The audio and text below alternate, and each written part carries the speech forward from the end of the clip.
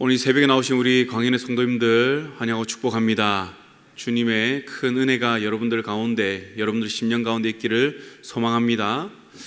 바울은 오늘 본문 말씀을 그러므로라는 말로 시작하면서 앞서 말한 예수 그리스도께서 우리의 구원을 어떻게 이루셨는가, 이것을 기억하여서 그 구원을 우리에게 이루라라고 권면하고 있습니다. 그런데 오늘 본문 말씀을 우리가 잘못 이해를 하면 이 구원을 우리의 힘으로, 나의 의지로 이룰 수 있는 것인가 라는 생각을 하게 만듭니다. 그럼 왜 바울은 이러한 단어, 이루라 라는 단어를 통해서 우리에게 권면의 말씀을 하였을까요? 지금 빌립보 교인들을 보면 12절을 통해서 알 수 있듯이 바울이 빌립보 교회에 있을 때와 또 바울이 교회에 없을 때 이들의 신앙의 모습이 다르다는 것을 우리가 느낄 수가 있습니다. 바울로부터 복음을 듣고 지도를 받을 때는 이 모두들이 이제 열심을 내었습니다. 그리고 그리스도와 하나가 되어서 서로를 섬겼습니다. 그리고 이들이 어떠한 일을 함에 있어서 스스로를 드러내는 것이 아니라 그리스도를 드러내는 그러한 일들을 하였습니다. 그 중심이 그리스도가 있었다는 것이죠. 그런데 바울이 떠나고 시간이 지나자 이들 안에는 점차 그러한 모습들이 사그라들고 있었습니다.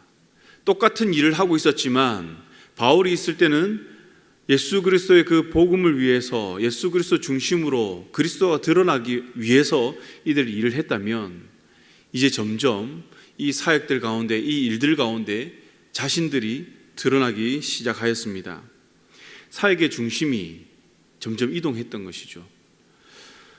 바울은 이 점을 꼬집어서 이제 이야기를 하고 있습니다. 이들은 많은 사역을 했죠. 바울을 도운 것처럼 복음 전하는 이들을 많이 도왔습니다. 물심양면으로 힘을 썼습니다. 사역에 열정을 내었습니다.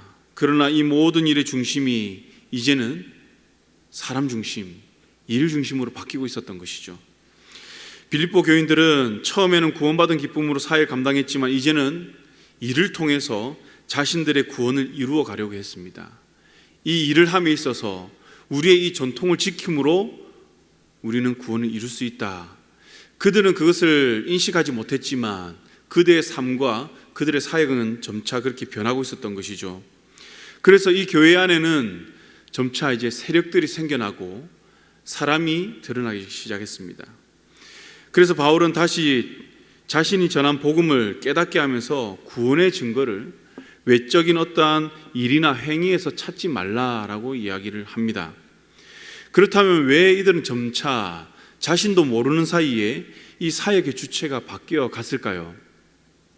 오늘 말씀에 이루라라는 이 단어가 설명을 하고 있는데요, 이루라라는 이 단어는 지속적인 행위를 뜻하고 있습니다. 즉 이들은 바울을 통해 복음을 듣고 어느 정도 성장한 뒤에 이들은 그것으로 만족하고 그 자리에 머물러 있다는 것이죠. 계속해서 지속하여서 이들은 구원받은 백성으로서의 그 삶을 살아가지 않았다는 것입니다. 더욱더 주님을 알기 위해서 힘쓰지 않았다는 것이죠. 그런데 참 신기하죠. 바울은 지금 빌립보 교인들을 직접 볼 수 있는 상황이 아닙니다. 이들의 영적 상태가 어떠한지 바울은 직접 보고 이야기를 하는 게 아닙니다. 그런데 너무나도 정확하게 잘 알고 있습니다. 바울은 로마 감옥에서 지금 편지를 쓰면서 이들의 영적 상태를 잘 진단하고 있다는 것이죠. 그럼 어떻게 이것을 꿰뚫어 보고 진단할 수 있을까요? 바울이 신비한 능력이 있어서, 아니면 하나님께서 그에게 보여주셔서? 아닙니다. 바울이 이 같은 분별력을 가질 수 있었던 것은 무엇이냐면 그는 철저히 하나님 앞에 서 있었기 때문입니다. 하나님 앞에 서서 그는 살아갔기 때문이죠. 12절을 보면 바울이 나 없을 때에도 항상 무엇을 하라고 합니까? 복종하여 그리고 두렵고 떨림으로 구원을 이루라고 합니다. 바울 앞에 서서 바울에게 잘 보여서가 아니라 바울이 있든지 없든지 우리는 항상 누구에게 복종하고 누구 앞에서 두렵고 떨림으로 구원을 이루어야 합니까? 바로 하나님 앞에서죠. 하나님께 복종하고 하나님을 경외함으로 우리는 살아가야 한다는 것을 이야기하고 있습니다. 그 하나님 앞에 서서 살아가는 것이 우리의 구원을 이루는 것이라고 바울은 말하고 있습니다. 다시 말하면 지금 빌립보 교회가 겪고 있는 어려움, 이 갈등은 너희가 예수님께서 하나님께 복종한 것처럼 하나님께 복종하지 않기 때문이다. 너희가 하나님을 두렵고 떨림으로, 즉 경외하지 않기 때문에 지금 이러한 일들이 일어나고 있다라고 바울은 말하고 있습니다. 여러분, 행위로 구원의 여부를 확정할 수는 없지만 하나님을 경외하는 사람, 다시 말하면 구원받은 사람은 그의 생각과 그의 삶의 행동에서 반드시 그에 맞는 삶을 살아가게 되어 있다는 것입니다. 쉽게 설명하면 모든 일에 하나님 앞에 서서 살아가는 그런 삶을 살아간다는 것이죠. 구원받은 사람은 반드시 그 열매가 삶에서 나타나게 되어 있습니다. 몇 년 전인지 기억이 안 나지만 제가 설교를 들으면서 한 예를 드는 것을 들었는데요.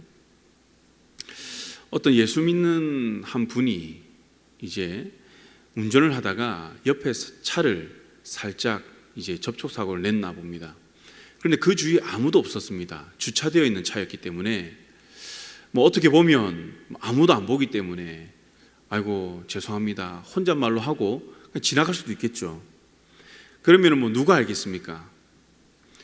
그런데 이분은 차주에게 연락을 합니다. 그리고 여차여차해서 이렇게 살짝 부딪혔다고 설명하니까 차주가 내려와서 보고는 이 접촉사고로 인한 그 스크래치가 아님에도 불구하고 우겨서 다른 것까지 수리를 해달라고 했다는 겁니다. 이 이야기를 그 동료들에게 이야기를 했는데 그 동료들이 어떻게 반응을 했을까요? 아유 멍청한 이 사람아, 아무도 보지 않는데 그냥 지나가면 되지 왜 굳이 그것을 이야기를 하고 연락을 해가지고 이러한 일을 만드냐. 거 봐라, 내가 선을 베풀었지만 그 사람은 너에게 어떻게 하느냐, 야 괘씸하지 않느냐, 이렇게 반응을 했다고 해요.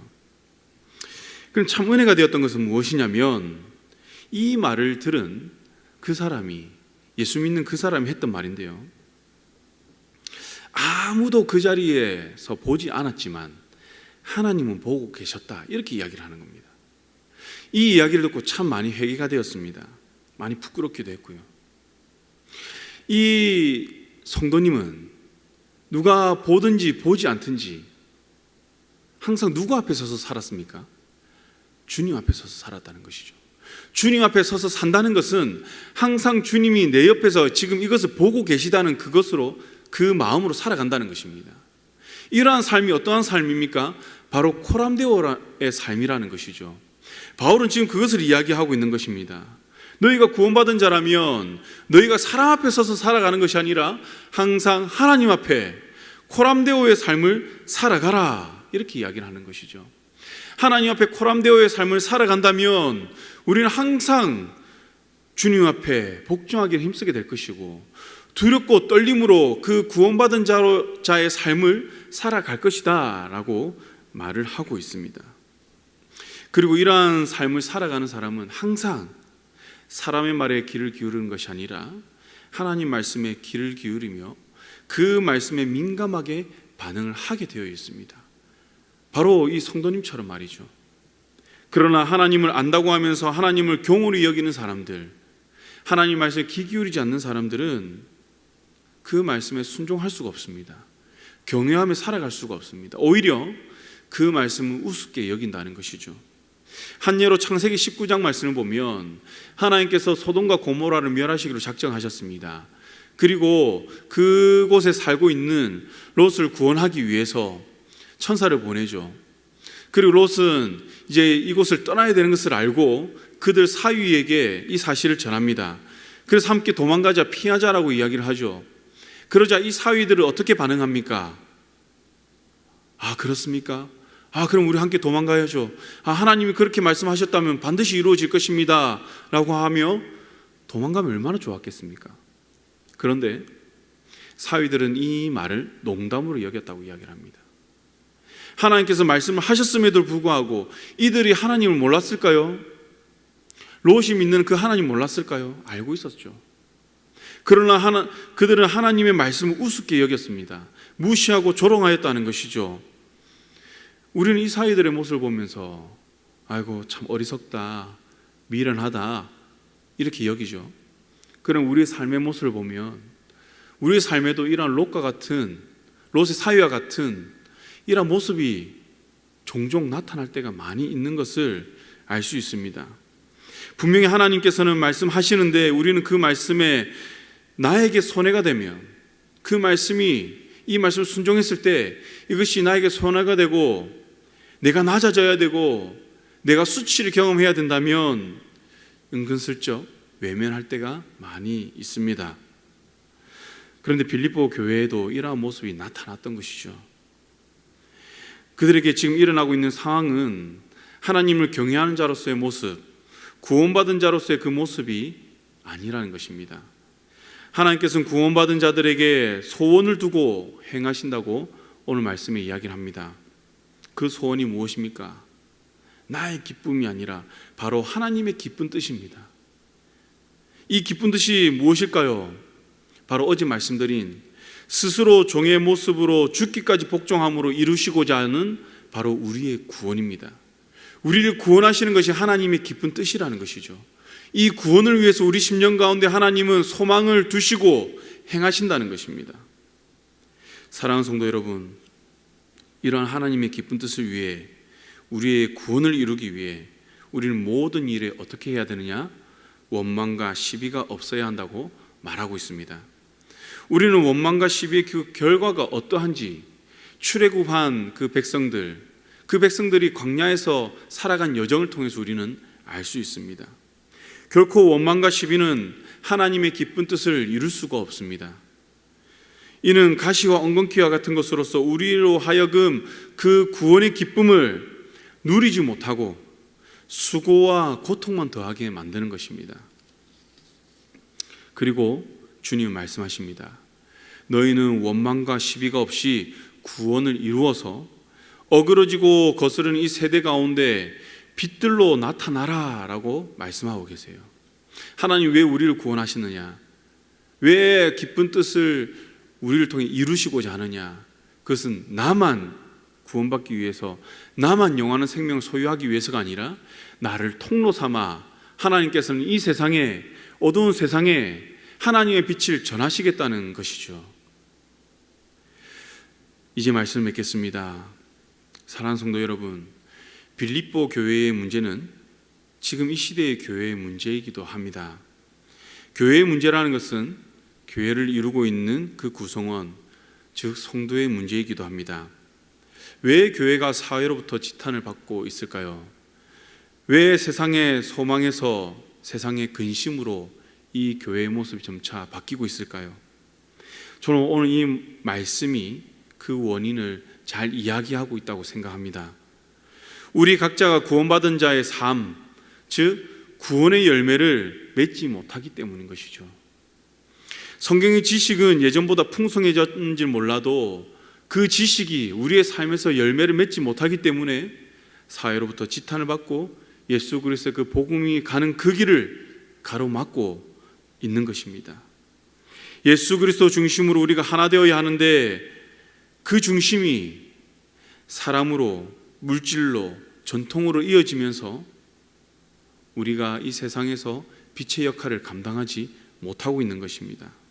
그 결과 교회 안에는 서로 돌아보며 떡을 떼는 성령 충만한 공동체가 아니라 다툼과 원망으로 서로를 바라보는, 서로를 또 시기하는 그러한 일들이 점점 많아지고 있는 것입니다.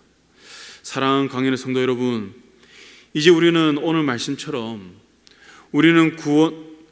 우리가 받은 그 구원을 날마다 지속적으로 이루어가야 할 줄 믿습니다. 하나님을 경외함으로 항상 하나님 앞에 서 있는 그 코람데오의 신앙으로 하나님의 깊으신 그 뜻, 또 기쁜 뜻을 우리가 이루어 가야 할 줄 믿습니다. 그래야 해서 저와 여러분들이 이 땅을 사는 동안 이 소망이 없는 세대에 우리를 통해서 예수 그리스도의 그 생명의 빛이 또 맛을 잃어버린 이 세대 가운데 소금으로서의 그 역할을 우리가 잘 감당하기를 주님의 이름으로 축복합니다. 기도하시겠습니다. 먼저 오늘 말씀을 붙들고 기도하시고 또 이제 중고등부 연합수련회가 이제 오늘 마치고 돌아옵니다. 주님, 그들이 받은 은혜를 잘 붙들게 하시고 또 오는 그 차편 가운데 안전지켜 주시옵소서.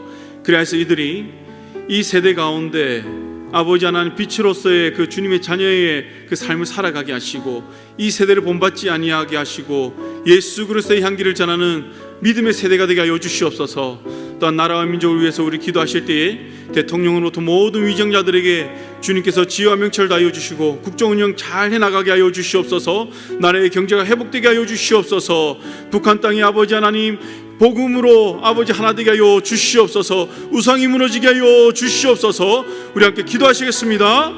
사랑과 은혜가 충만한 하나님 아버지, 오늘 우리에게 주신 말씀 붙들고 나아갑니다. 아버지 하나님, 우리가 날마다 두렵고 떨림으로 주님께 복종함으로 아버지 하나님, 내가 받은 그 구원을 날마다 이루어가게 하여 주시옵소서. 아버지, 구원의 열매를 아버지 삶에서 맺어가게 하여 주시옵소서. 날마다 하나님 앞에 서서 살아가는 코람데오의 신앙으로 우리가 살아갈 수 있도록 은혜를 다하여 주시옵소서. 아버지 하나님, 그리하여서 아버지 하나님, 이 세상에 이 어두운 가운데 맛을 잃어버린 이 세대 가운데 아버지 하나님 빛으로서 또 소금으로서의 그 역할을 잘 감당하게 하여 주시옵소서. 우리 교회가 주님 말씀 위에 든든히 서게 하시고 이 세대를 아버지 하나님 복음의 빛으로 비추게 하여 주시옵소서. 그래서 건강한 교회로 우리 교회가 성장하게 하여 주시옵소서. 또한 아버지 하나님 중고등부 연합수련회 이제 마치고 돌아옵니다. 아버지 하나님, 그들이 받은 은혜를 마음 가운데 잘 새기게 하시고 또한 아버지 하나님 돌아오는 그 차편 가운데도 안전 지켜 주시옵소서.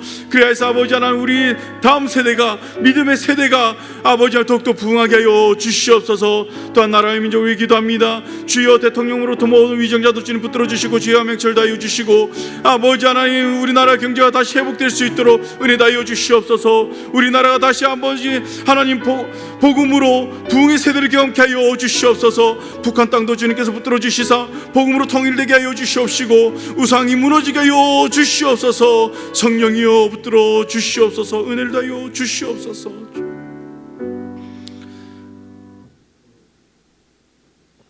사랑 은혜 충만한 하나님 아버지, 오늘 말씀을 우리 심령 가운데 새기고 나아가기를 원합니다.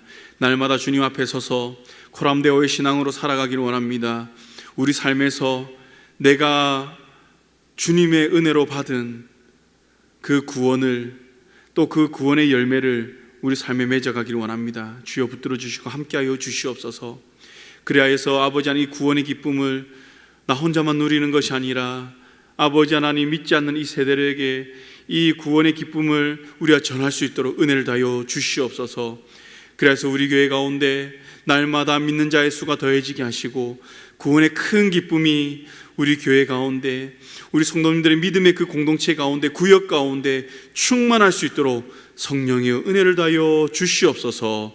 감사드리며 예수님 이름으로 기도드렸습니다. 아멘.